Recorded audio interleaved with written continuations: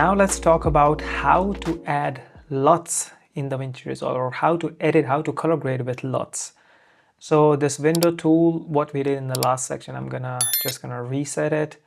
We also played with the saturation. I would reset it, and I think we also played with this. I would just reset it, or I would just delete this node. So the first question would be, how do you import a LUT in DaVinci Resolve? This is how you do it. It's super easy. And I have given you two separate LUT packs. One is my personal LUT pack, which I made by myself from scratch. And the second one is a LUT pack, which I have been using since years. And they are just so good. So how do you do it? You go here to this panel, and then you can click on LUTs. So once you click on LUTs, you have a list of tons of LUTs. A lot of LUTs you would have as well, because DaVinci has a lot of inbuilt LUTs, but a lot of LUTs you wouldn't have, and the LUTs what we're going to be using that you might not have. So how do you import a LUT?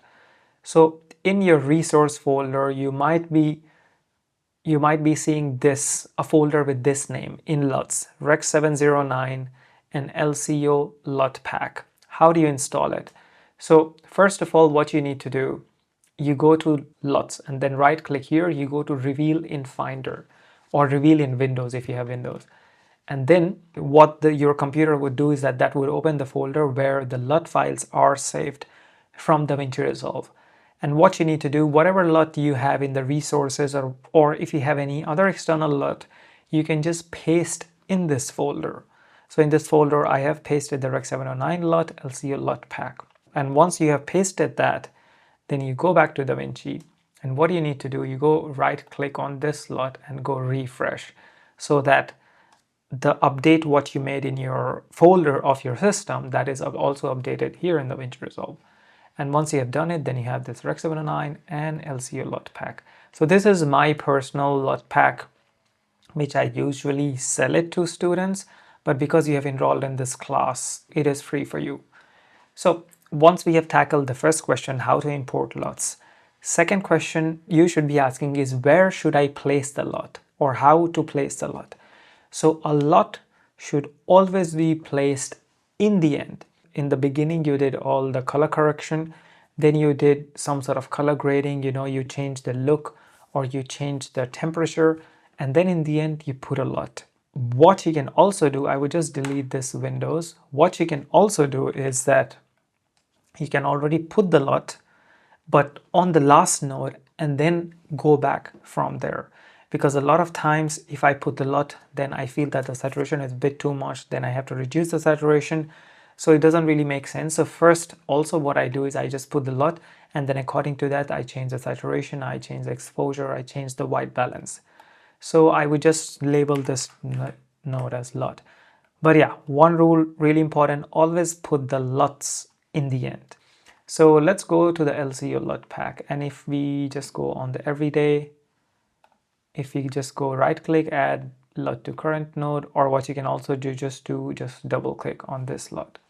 And if we go full screen, this is before, this is after. You see how much colors we are getting. So this LUT is usually, it kind of gives a cinematic look, but it's still not that harsh. You can still use it in your YouTube videos. You can also use it on your Instagram Reels or TikTok. And I have kind of enhanced the skin tones, and the blues are a little bit teal, and the greens are, of course, a little bit warmer. So yeah, that's my everyday 1, then everyday V2. It's a little bit different. So it's a bit more towards the greenish side. And this is all is happening. Why the image is looking good? One reason is, of course, because of the LUT. But then another reason is because we did all these changes. So if we just activate the LUT, you can see the images, it's okay. But if we activate all of this, then you have a complete picture, and I absolutely love it. So that's the thing. Just by slapping on LUTs on any image, it's not going to do any good. You have to learn how to do good color correction, how to get the perfect exposure, how to get that nice and poppy contrast, and then you should put the LUTs on the image. And what you can also do with LUTs is, of course, you can change the intensity.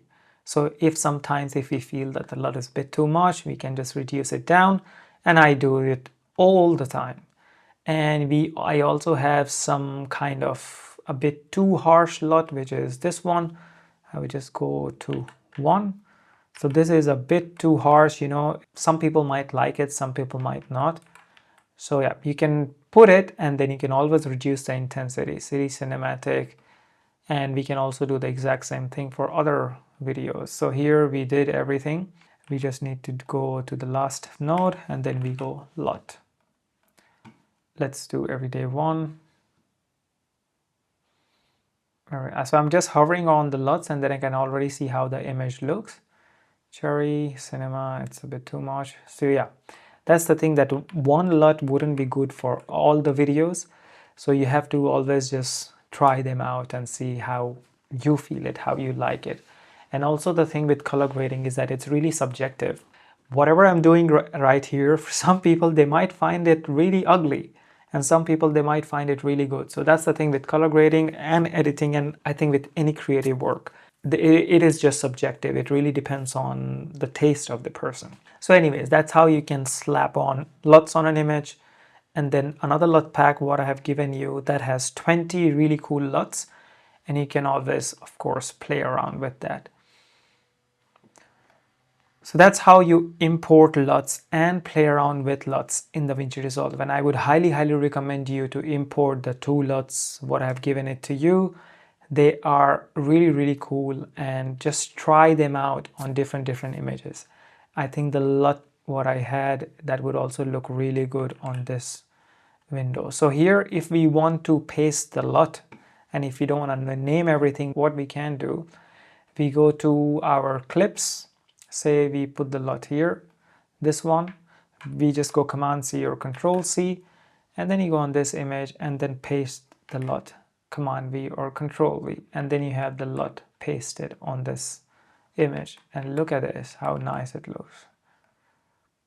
I think the whole thing got pasted.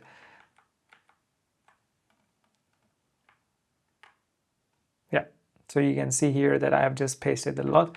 But in my opinion, it's not really looking the best. I feel that the saturation is a bit too much, so I would reduce the saturation.